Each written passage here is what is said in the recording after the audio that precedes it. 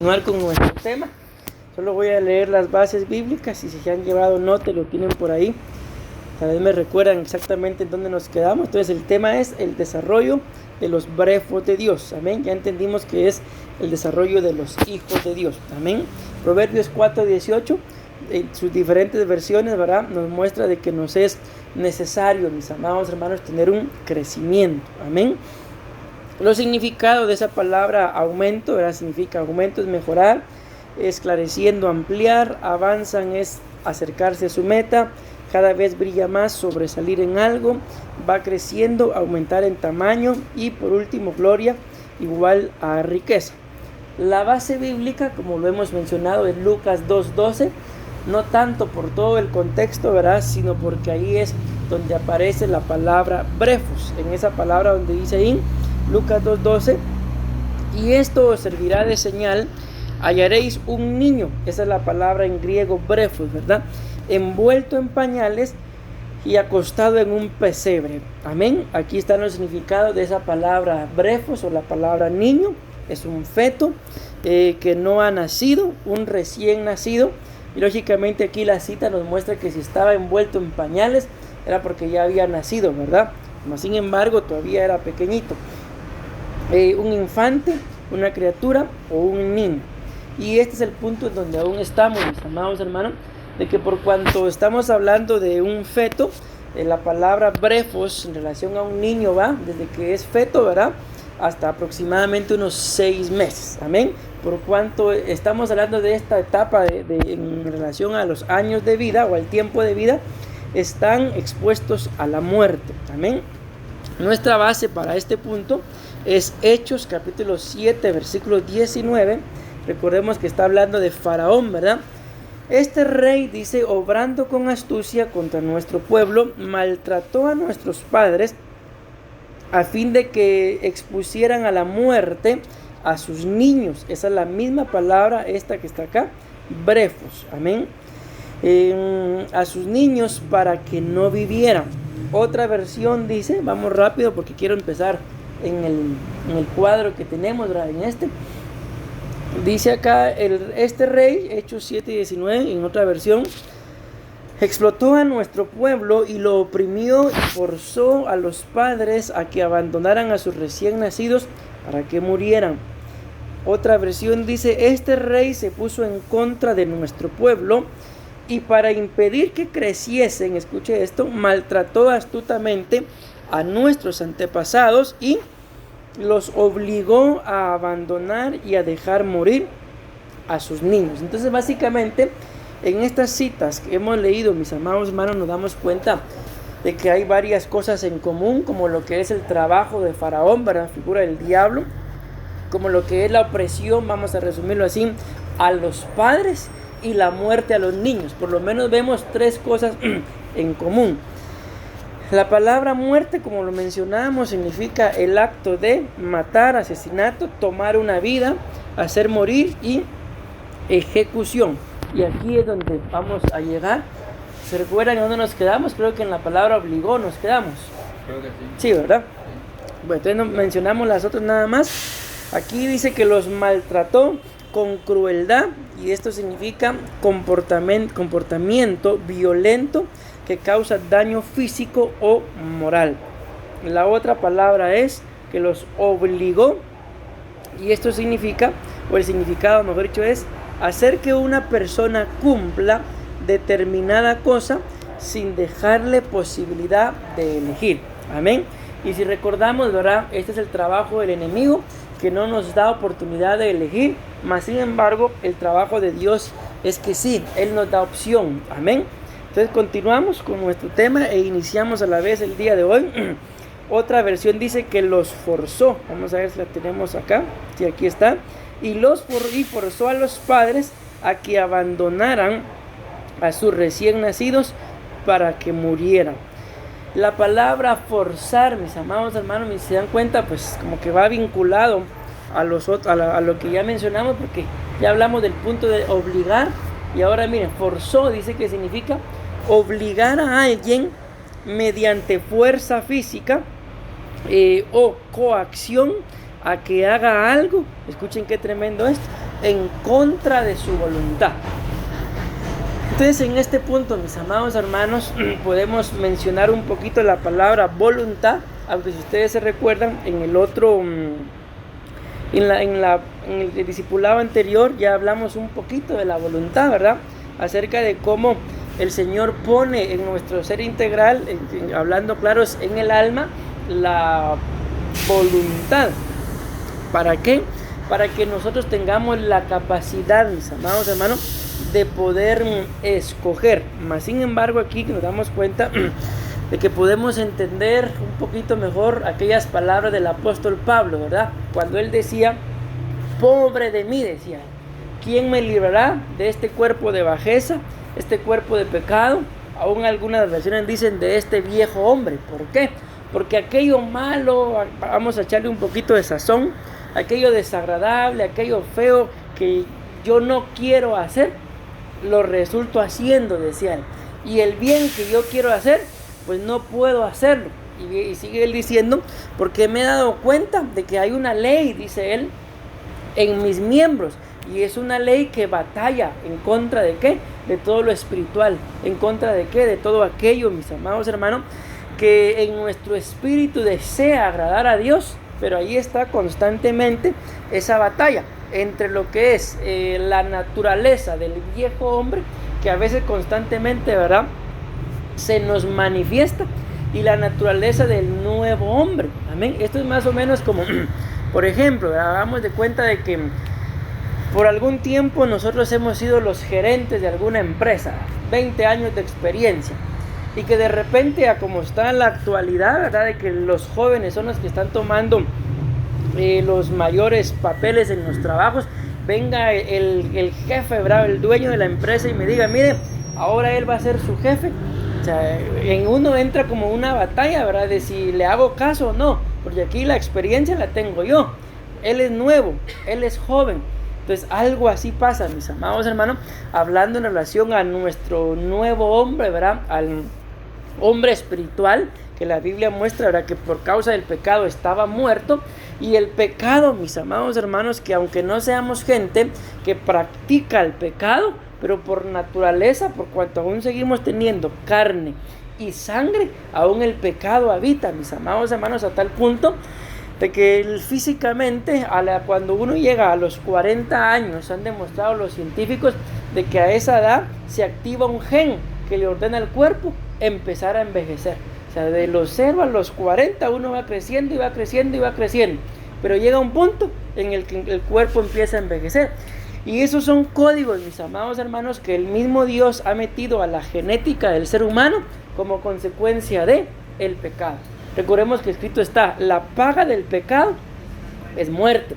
Recordemos que cuando vemos nosotros a los primeros hombres, mis amados hermanos, que ya vienen a ser a imagen y semejanza de Adán, ya no de Dios, ¿verdad?, 969 años, 930 años, 910 años.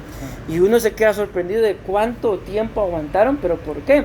Porque recordemos que aunque Adán pecó, pero la semilla que él traía era la semilla que estaba en el huerto. Mas sin embargo nos damos cuenta que empiezan los seres humanos a pecar y los años se les empiezan a contar. En el mismo libro de Génesis Dios dice, ya no contenderá mi espíritu con el del hombre. ¿Por qué? Porque todos sus pensamientos son de continuo hacia el mal. Sus años serán 120. Y luego viene Moisés en Salmos, mis amados hermanos, y dice que los más robustos viven 70 y 80 años. Imagínense cuántos años se nos cortó. Casi 900 años de vida. ¿Por qué? Por el pecado. Por esto que estamos hablando acá. Por cuando uno es forzado a hacer algo, ahí lo dice, miren, hace algo, dice, en contra de su voluntad. Y si algo, por el punto que estamos mencionando acá, a nosotros, mis amados hermanos, nos lleva a hacer cosas aún en contra de nuestra propia voluntad, es el pecado. Porque si ustedes y yo nos discernimos a nosotros mismos, corremos el riesgo, ¿verdad?, de cometer pecado. Y probablemente en el momento de que se esté cometiendo, tal vez hasta uno encuentre cierto tipo de placer o de deleite. Pero después que el pecado ha pasado, el Espíritu lo empieza a redarguir a uno y uno se arrepiente. Ahí viene uno, Dios mío, perdóname. Aunque no sea un pecado, como la Biblia lo muestra, que hay pecados que llevan a muerte, amén, y hay pecados que no, como una transgresión, pero uno se arrepiente, ay Dios mío, perdóname, no debí de haber dicho eso. Entonces ahí nos damos cuenta de que por qué resultamos haciendo cosas que no queríamos, porque sin darnos cuenta, recuérdense que la Biblia habla del príncipe de la potestad del aire, y ese es Satanás, mis amados hermanos, que está influenciando el día de hoy las atmósferas espirituales, los ambientes, los climas, influencia el mismo ser humano. ¿Para qué? Para que con todo eso de las bombas atómicas y todo eso, las tantas pruebas que hacen, que el planeta Tierra está siendo dañado, y de ahí mismo se ven los cambios climáticos, mis amados hermanos, que van haciendo que el hombre solito se vaya autodestruyendo, cuando en realidad lo que el hombre busca con todo eso aparentemente es la preservación de la raza humana, pero sin darse cuenta que solito se está autodestruyendo. ¿Por qué? Porque de alguna u otra forma está haciendo las cosas en contra de su propia voluntad.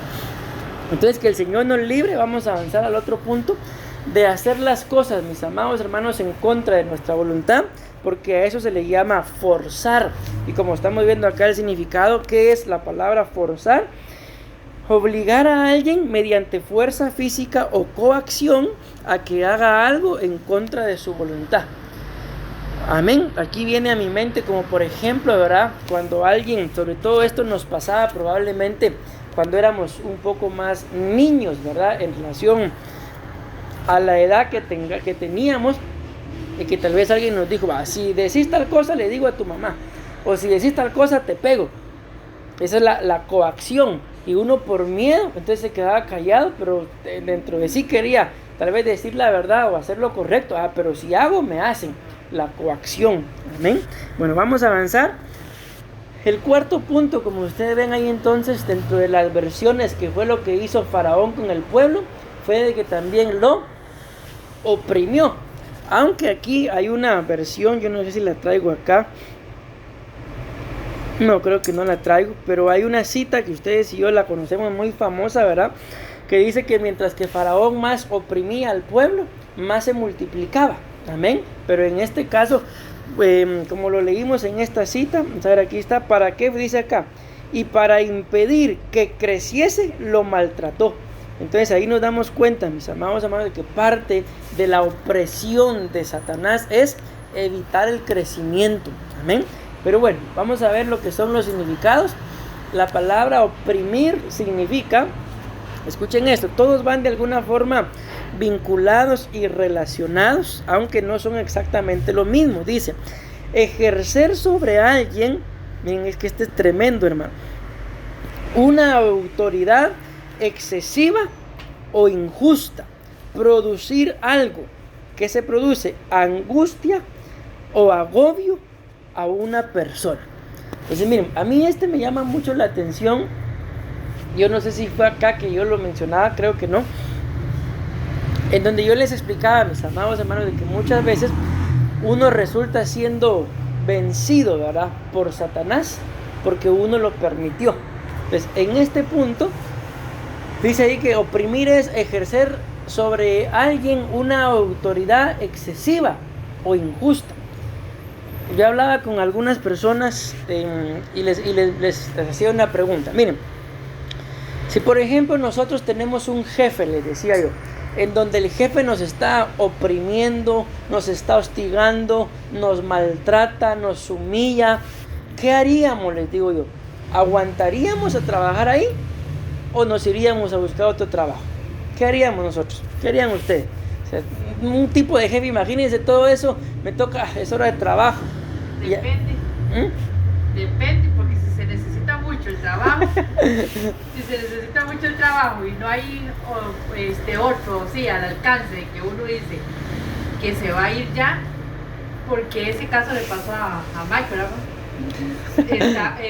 Estaba él bien en el banco y vino y se pasó, le ofrecieron mejor y llegó un trabajo de opresión. Lo que tenía una jefa y todos los días lo maltrataba, pero él no podía irse porque no tenía otro. Y una vez que le ofrecieron otra vez volver al bar, se fue. Miren, me llama la atención porque la misma respuesta me dieron, depende. Miren, pues, o sea, ¿por qué les pongo yo este ejemplo, mis amados hermanos?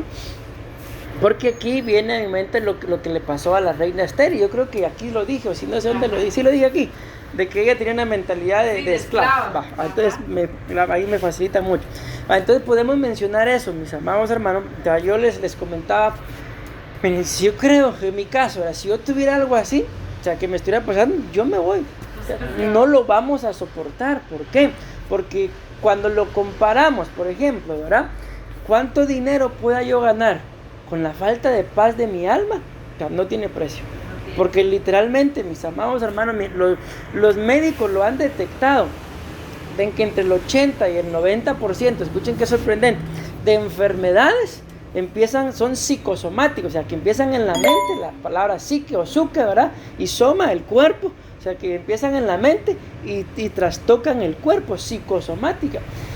Entonces, lo sorprendente de esto es de que, por ejemplo, cuando se habla de problemas estomacales, intestino, todo lo que tenga que ver con eso, resulta que ellos han detectado de que por qué la gente resulta con problemas estomacales por esto, porque alguien los oprime. Y la verdad es que si ustedes y yo lo comparamos, ¿verdad? ¿Qué preferiríamos? Por ejemplo, 10,000 colones a estar enfermo del estómago.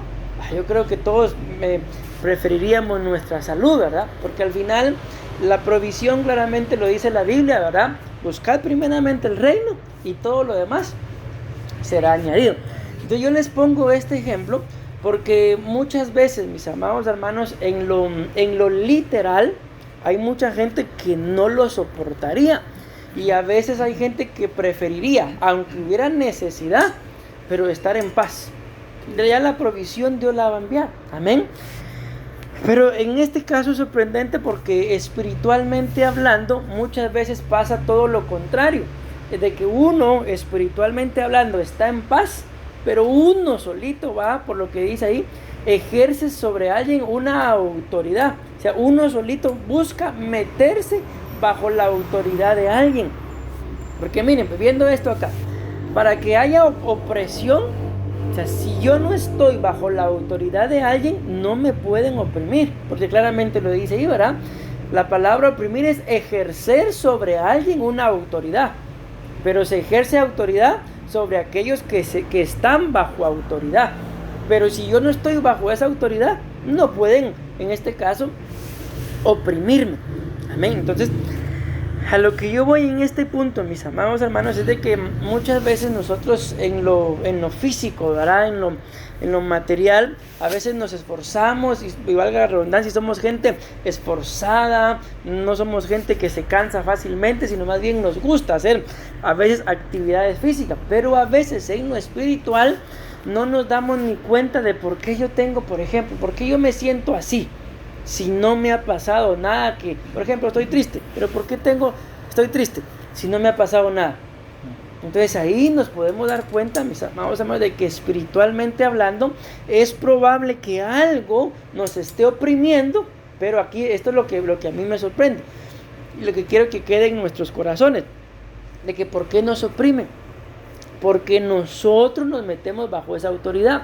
Recordemos aquellas citas en el libro de Corintios, mis amados hermanos, donde dicen: todas las cosas me son lícitas, dice, pero no todas me edifican.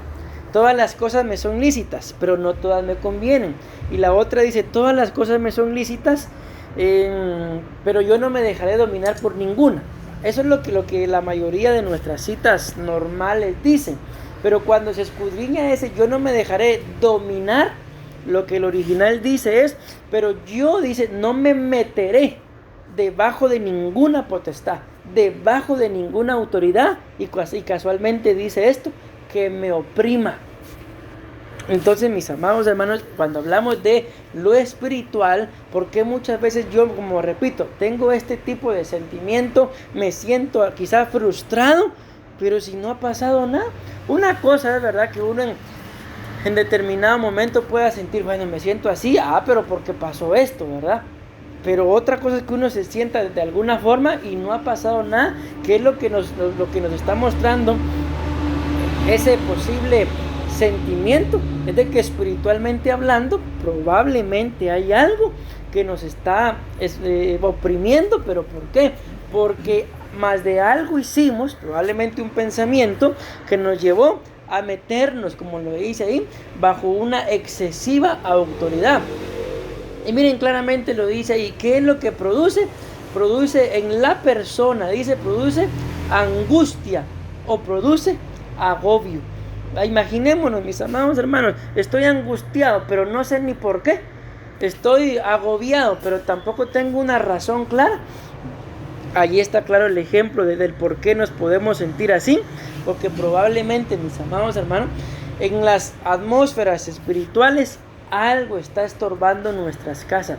Y ahí es donde yo les digo de que a veces como cristianos solo nos sentimos así, pero muchas veces la mayoría de cristianos no se logra discernir y no hay oración. Probablemente yo conozco gente en el que su batalla está siendo espiritual. ¿Y qué es lo que hacen? Vámonos al mall. Y piensan que con irse al mall se van a tranquilizar porque están estresados. Regresan a su casa y el problema sigue. O sea, no es irse al mall a distraer, no, sino es algo espiritual. Y acuérdense que la Biblia dice de que las cosas espirituales hay que discernirlas siendo espirituales.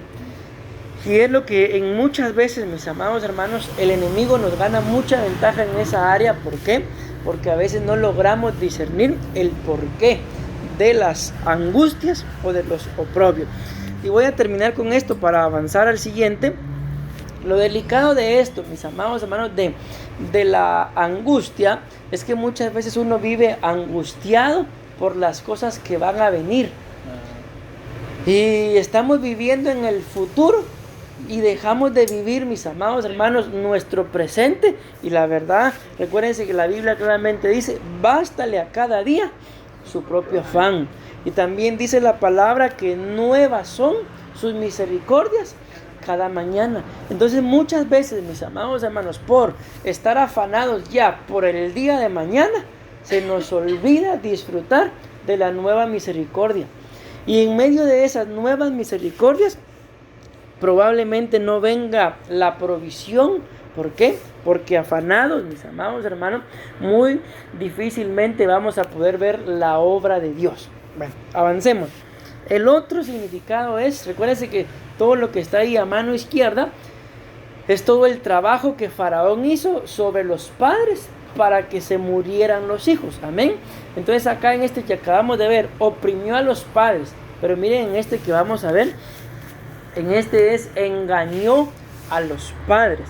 Y repito, a mí me llama mucho la atención estos temas, mis amados hermanos, porque, miren, de hecho yo soy el que los predica, ¿verdad? Pero cualquiera pudiera pensar como que los temas van pensados así, de tal forma. ¿Por qué les digo esto? Por el tema que estoy predicando en el otro discipulado. Allá estamos hablando de el engaño de la serpiente. Y cuando, ese fue el primer tema que yo escudriñé. Y luego el Señor ponía la necesidad de explicar ¿verdad? Y nos vamos a dar cuenta de que prácticamente es lo mismo, mis amados hermanos, desde otro ángulo de vista, otro punto de vista, pero al final es lo mismo. Es la obra de el enemigo, como bien lo leíamos en una cita, en contra de todos aquellos que quieren crecer.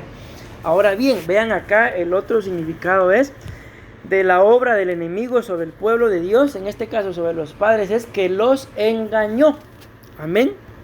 Y ahora bien, ¿qué significa la palabra engaño?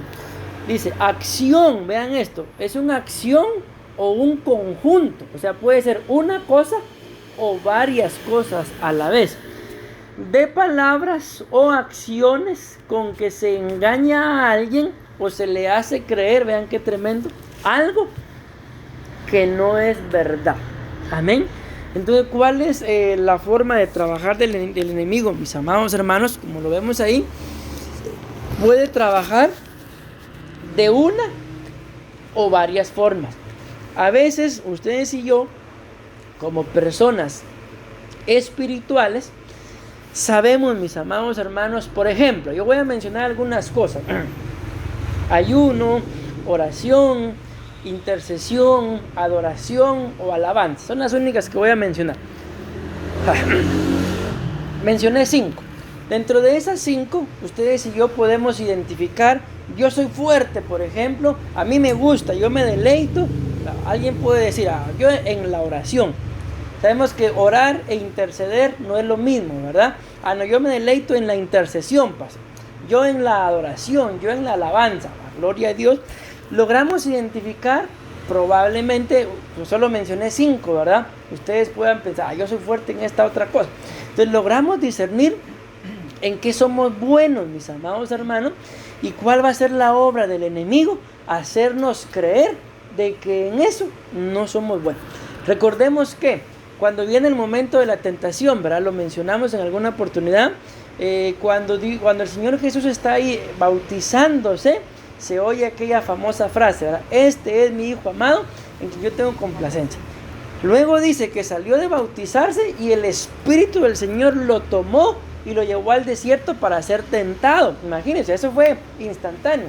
Saliendo del bautizo y lo toma el Espíritu para ser tentado. Y lo primero que el enemigo le dice es, si eres el Hijo de Dios. Ya sabemos que luego viene lo del pan, ¿verdad?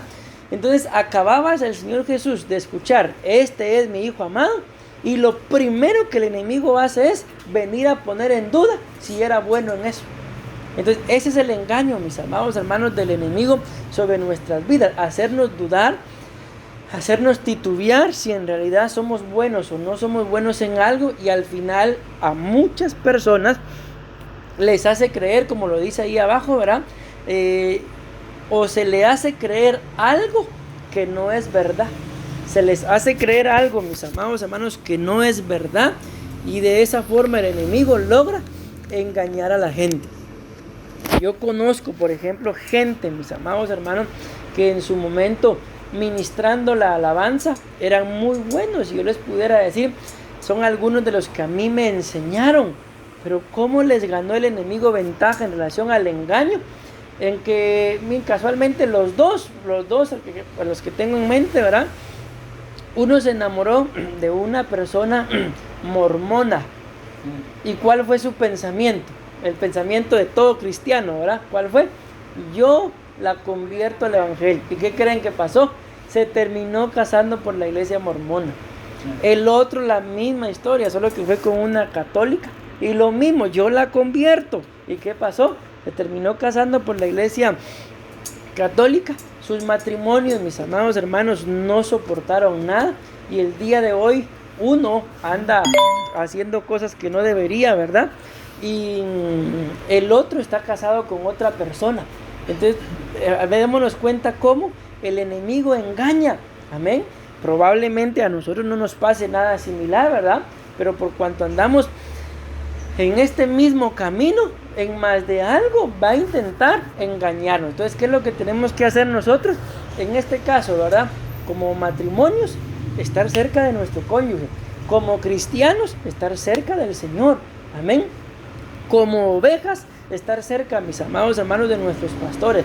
Como padres, tener cerca a nuestros hijos.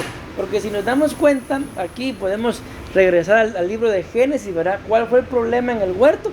Que en el momento de ese diálogo entre la serpiente y la mujer, el hombre no estaba. Y por lo que hemos ido descubriendo en el otro discipulado, ese diálogo, mis amados hermanos, no fue una sola vez, porque la Biblia claramente dice que la serpiente seguía a la mujer, y la mujer nunca tuvo el aquello de poder decirle ni a Dios ni a su esposo, mira, la serpiente me anda siguiendo, hagan algo, sino ella tomó la decisión solita y la engañó. Amén. Bueno, avancemos al otro, porque hoy sí quiero terminar por lo menos el punto, hermano, porque todavía nos faltan 7 puntos más de este mismo tema. Entonces el otro es que dice ahí que también los afligió, ¿sí? ¿Y qué significa la palabra afligir? Causar, bien, vean qué tremendo esto, abatimiento y tristeza. Y aquí miren qué tremendo estos dos significados, porque si nos damos cuenta, cuando habla de abatir y cuando habla de tristeza, o sea, ustedes y yo no decimos, es que mi brazo está algo triste. No, ¿verdad? Pero miren lo que dice después, causar molestia o sufrimiento físico. Miren qué tremendo, mis amados hermanos. Ahí viene a cumplirse lo que de alguna forma, bueno, la Biblia siempre lo ha dicho, ¿verdad?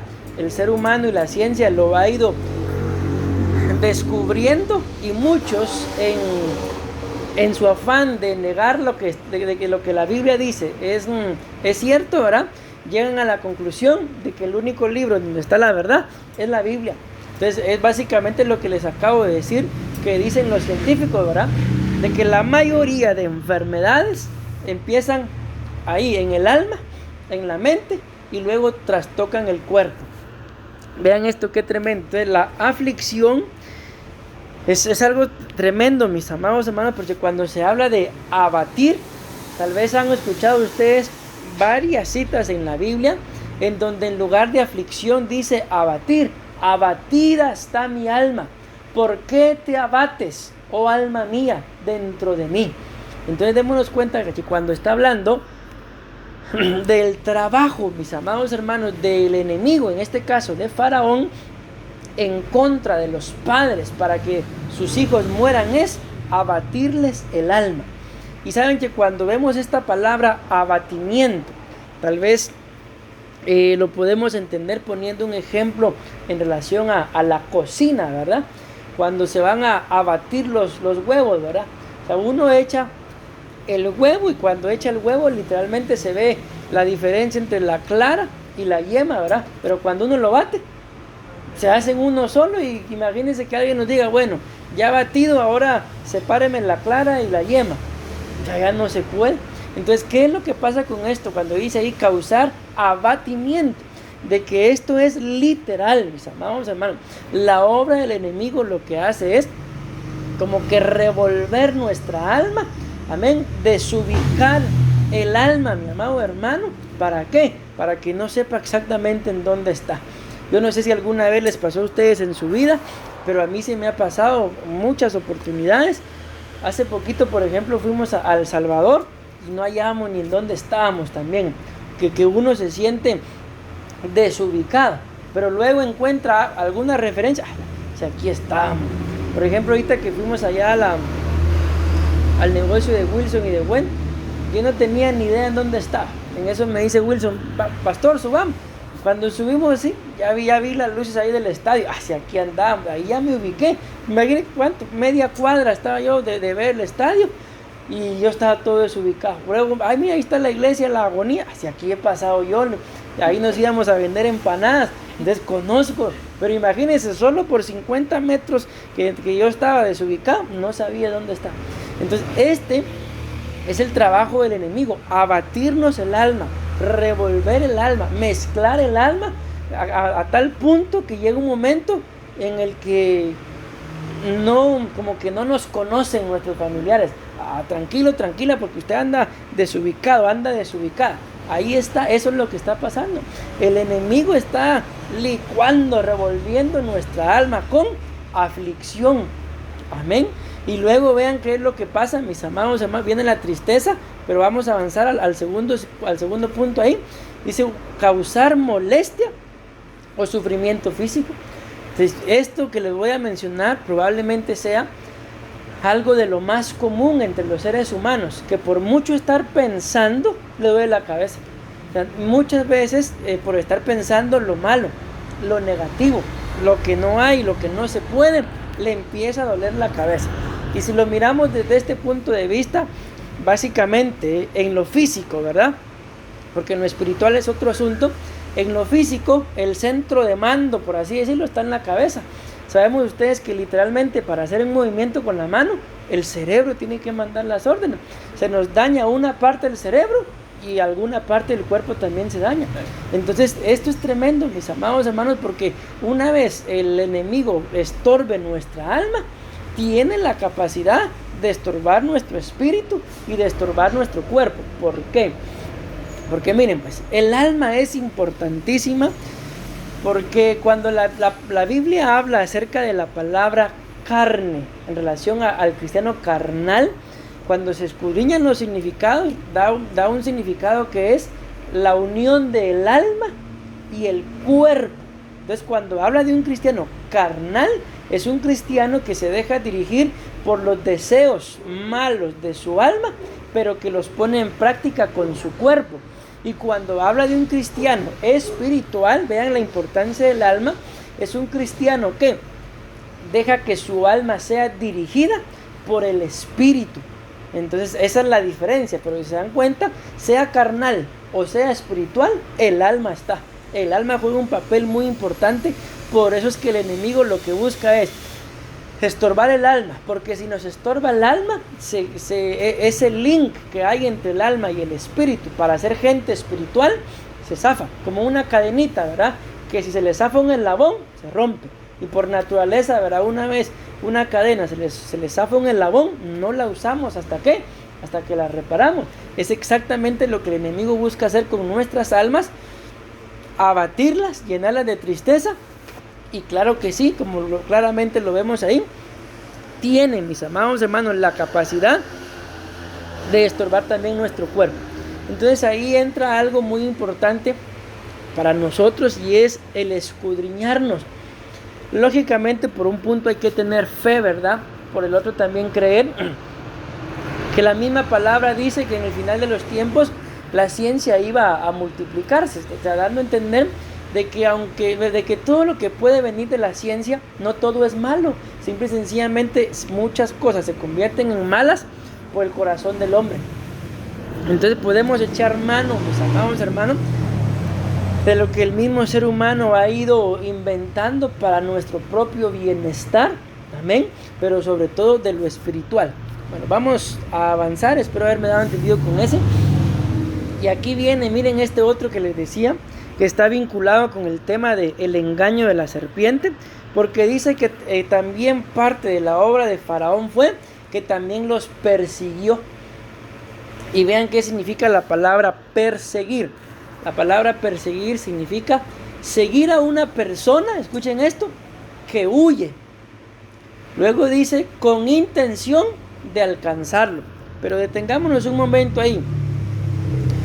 Si alguien está huyendo, ¿por qué puede hacer? Pensemos, si es alguien, un delincuente, y está huyendo para que no lo agarren, ¿verdad? Pero si es una persona sana y está huyendo, probablemente está huyendo porque alguien le quiere hacer un daño. Entonces puede hacer en defensa propia, ¿verdad? O puede hacer para evitar alguna condena. Entonces démonos cuenta de cuál es el plan del enemigo. Si ustedes y yo estamos bien, nos va a perseguir, ¿para qué?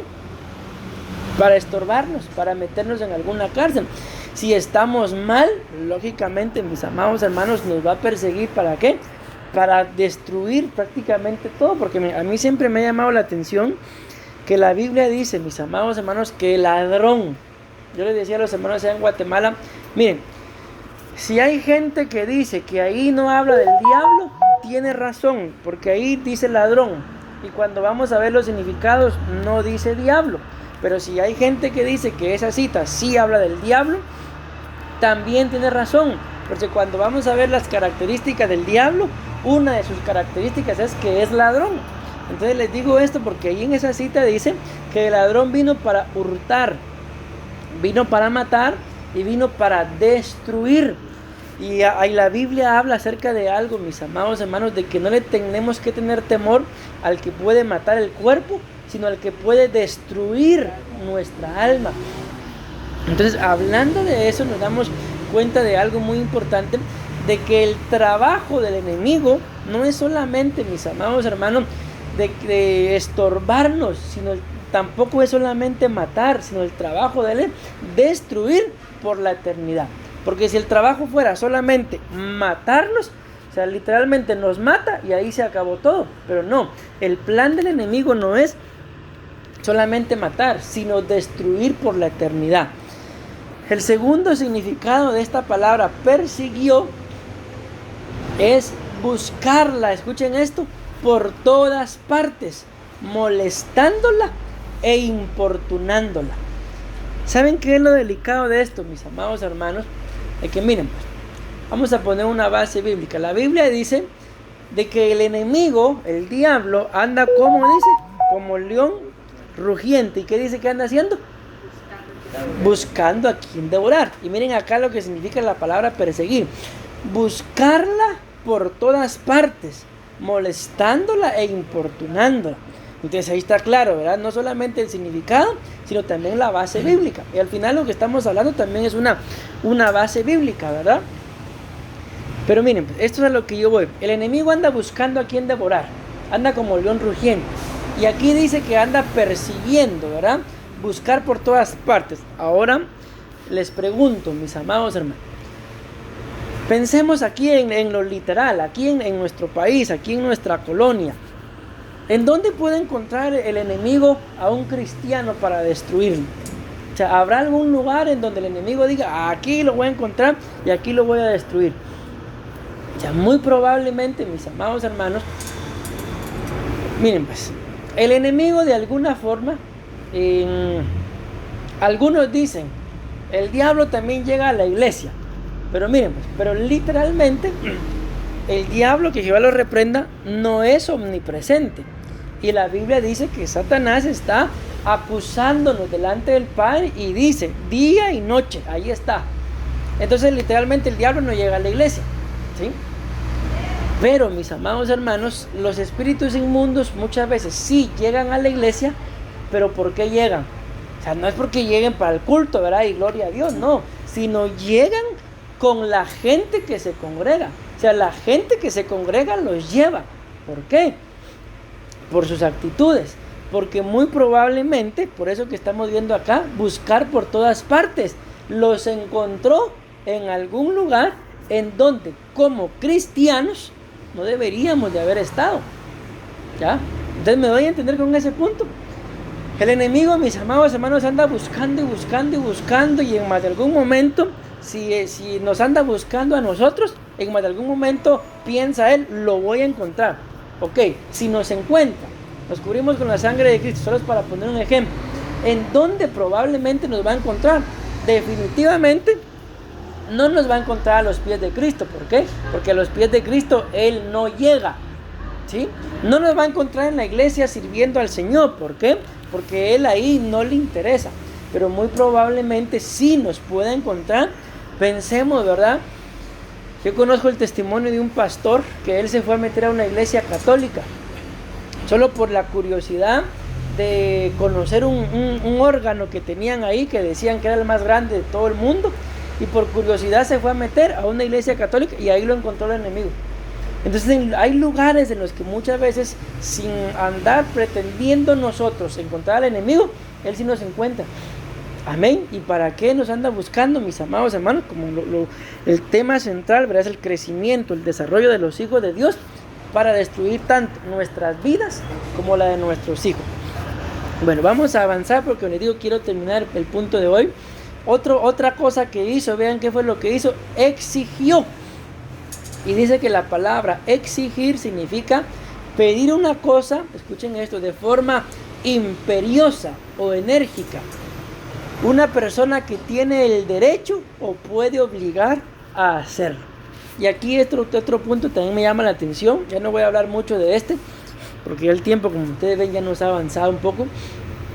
Pero miren, hermano, nadie, o sea, literalmente hablando, puede obligarnos a hacer nada a menos que ejerza algún dominio, o que nosotros al final, solo para que deje de estar molestando, lo voy a hacer.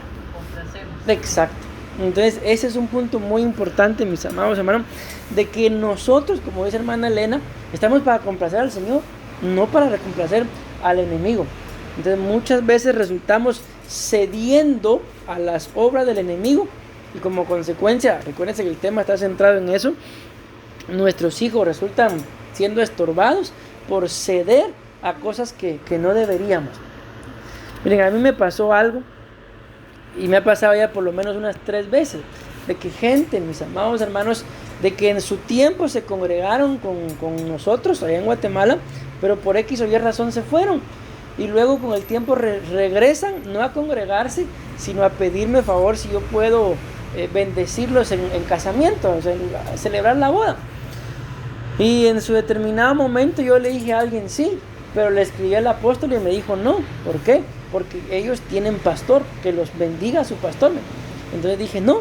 Más sin embargo, estuve a punto de complacerlos, y en una última oportunidad me pasó y me dijo el apóstol, no, me dijo, si lo haces te vas a meter a problemas, porque le expuse el caso cómo era, y me dijo no, y yo ya había dicho que sí, está bien, yo voy. Y cuando el apóstol me dijo no. ¿Por qué? Porque te vas a meter a problemas. Y bendito Dios, miren, la importancia de tener una cobertura expuse el caso y me dijeron no. ¿Me evité problemas? Sí. Y bendito Dios, a tiempo yo estaba acá. Yo ya venía en viaje. El mismo día que yo me vine para acá, allá estaban realizando la boda. Bueno, dejémoslo ahí. Si no les cuento toda la historia. Terminemos en este punto. Y lo otro que hice fue que el enemigo ordenó, dio una orden. Y miren esto, mandar con autoridad que se haga una cosa. Pero aquí viene otra vez, mis amados hermanos, lo mismo, de que nosotros, por ejemplo, veámonos como padres. O sea, yo no puedo salir, aunque yo sea padre, y encontrar al hijo de alguien por ahí y mandarlo. ¿Por qué? Porque él tiene padre. Muy probablemente, a como está como están los niños y los jóvenes el día de hoy, probablemente lo primero que me van a decir: usted no es mi papá. Sí, seguro. Entonces esto a mí me llama la atención. ¿Por qué? Porque el faraón, sin ser su rey, porque ellos vivían en una nación que no era de ellos tenían otro rey que era Dios, los mandó. ¿Y qué hacían ellos? Obedecían. Ustedes vean qué tremendo. Y voy a terminar, mis amados hermanos. ¿Sí terminaron de copiar? Sí. Mandar con autoridad que se haga una cosa. Y voy a terminar colocándoles 3 bases bíblicas acá. Y ya, si el Señor lo permite, vamos a continuar con los otros puntos después. La primera es Job, capítulo 39, versículo 13 al 17. Vean qué dice. Ya con esto voy terminando. Baten alegres, dice, las alas del avestruz. ¿Acaso con el ala y plumaje del amor? Dice. Porque abandona sus huevos en la tierra y sobre el polvo los calienta. Se olvida de que algún pie los puede aplastar o una bestia salvaje los puede pisotear. Escuchen esto. Trata a sus hijos, ¿con qué dice? Con crueldad. Y es lo que estamos viendo acá en el primer punto, maltrato y crueldad. Entonces, mis amados hermanos, miren, me hubiera gustado poder explicar más cada una de estas citas. Entonces, parte del proceso vamos a terminar de leer la cita. Trata a sus hijos con crueldad, como si no fueran suyos, aunque su trabajo sea en vano, le es indiferente, porque Dios le ha hecho olvidar la sabiduría y no le ha dado su porción de inteligencia. Esta versión, pastor. ¿Qué dice? Trata con dureza sus polluelos, como si no fueran suyos, no le importa si mueren. Entonces, mire, es exactamente lo que estamos viendo, mis amados hermanos, acá. ¿De qué fue lo que hizo Faraón? Los maltrató con crueldad. Y miren qué es lo que la Biblia dice. Entonces, muchas veces, mis amados, miren, en aquel entonces, cuando estaba pasando esto de Faraón, eso era literal. Pero ahora nos damos cuenta que tal vez ustedes conocerán a alguien, o sea, padres, mis amados hermanos, que literalmente son crueles con sus propios hijos. Entonces, ¿qué es lo que pasa con ellos? Ahí está. Dios no les ha dado sabiduría. ¿Por qué? Porque aunque pareciera chistoso, ¿verdad? Pero tienen un espíritu de avestruz. O sea, es gente que no tiene sabiduría, es gente que no tiene inteligencia. Porque miren, hermanos, ustedes y yo que somos padres, si en realidad a alguien uno ama es a sus hijos.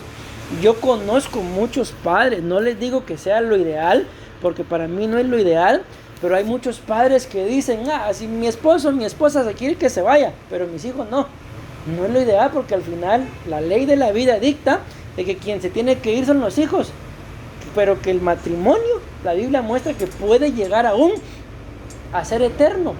Entonces, imagínense, yo no me voy a quedar con mis hijos para toda la vida, pero aún la Biblia dice que de él, dice, recibe nombre toda familia en el cielo y en la tierra. Amén. Bueno, vamos a terminar acá. Luego dice el otro, Primera de Reyes 9:22. Pero a los israelitas los obligó a trabajar como esclavos. Pero a los israelitas no los obligó a trabajar como esclavos, sino que ellos eran soldados, oficiales, jefes, capitanes, jinetes, conductores de carros y guerra. Vean acá, el otro significado de lo que estamos viendo es que los obligó. Aquí está hablando, mis amados hermanos, si no recuerdo mal, de Salomón, que con uno de los dos, o fue Salomón o fue Saúl, pero lo que está hablando acá es que cuando estaba convocando para los esclavos. Dice que a los israelitas no los obligó. ¿Por qué? Porque eran pueblo. Antes bien, ¿para qué los convocó? Para ser soldados. Pero si nos damos cuenta, está hablando de los hijos del pueblo de Israel. ¿Y qué fue lo que hizo Faraón? Faraón sí obligó a los hijos a ser esclavos. Mas sin embargo, creo que es Salomón. ¿Qué fue lo que hizo Salomón? No los obligó. ¿Por qué? Porque Salomón era un rey que había sido puesto por Dios. Entonces ahí nos damos cuenta de una gran diferencia, ¿verdad? Entre cuando es una obligación ministrada, una obligación ministrada por el enemigo, convoca al pueblo de Dios para hacer ¿qué? Esclavo. Pero uno no está obligado a ser esclavo, sino está llamado a ser soldado. Y termino con esta. Y dice 1 Samuel 8:11. Esto es lo que hará el rey que los gobierne. Les quitará, dice, a sus hijos y los forzará a servirle como soldados. Aquí está la diferencia, vean, entre Saúl. Por eso tenía la confusión, porque aquí sí está hablando de Saúl. Pero Saúl, ¿qué dice acá? Él les quitará a sus hijos y los forzará. ¿Y cuál es en la siguiente versión? Hay un punto número 3, dice que los forzó. Entonces, ¿qué fue lo que hizo Saúl? Saúl sí los forzó. Miren aquí lo que dice, a ser soldados. Pero ¿qué fue lo que hizo Salomón? No los obligó. Amén. Entonces se dan cuenta de la diferencia. Pero esta dice acá, les quitará a sus hijos y los forzará a servirle. Vean que ni siquiera dice a servirle a Dios, sino a servirle a Él como soldados, para que se hagan cargo de los carros militares y de la caballería, que se convertirán en sus guardias para abrirle paso al carro real. Entonces démonos cuenta de que aquí lo que Saúl estaba convocando básicamente era su gloria, y aquí es una profecía que al final Saúl lo hizo. Imagínense que aquel grave error que cometió Saúl, mis amados hermanos, que persiguiendo a los amalecitas, me parece que es, él conjuró a todo el ejército y les dijo que nadie coma miel, que nadie coma ningún alimento hasta que los hayamos derrotado. Y la Biblia dice que aquellos pobres ya iban muriéndose del hambre, y el único que probó la miel fue Jonatán, y él pudo hacer más que los demás. Porque imagínense si Jonatán no hubiera comido miel, todo ese ejército se muere. Entonces acá, mis amados hermanos, tengo que terminar entonces colocándole 3 bases bíblicas, ¿verdad? De todo lo que vimos acá, y del punto, ¿verdad?, que logramos terminar ya, de que entonces un niño espiritual, como un niño literal, está expuesto a la muerte. Pero como nos dimos cuenta, ¿por qué se expone al niño a la muerte? Por la obra, aquí está, por el trabajo de Satanás hacia los padres. Así que el Señor nos ayude, que nos guarde, mis amados hermanos, que nos dirija, que nos proteja todo lo posible. Busquémoslo en oración y en intimidad. ¿Por qué? Porque bendito Dios, su gracia y su misericordia, ya somos padres literales, amén, biológicos. Pero, aunque quizá no todos seamos pastores, pero siempre hay gente, mis amados hermanos, con el cual caemos en gracia, y viene y nos pide un consejo, o a veces un abrazo nuestro lo llena, o a veces una bienvenida que yo le dé llena a la persona.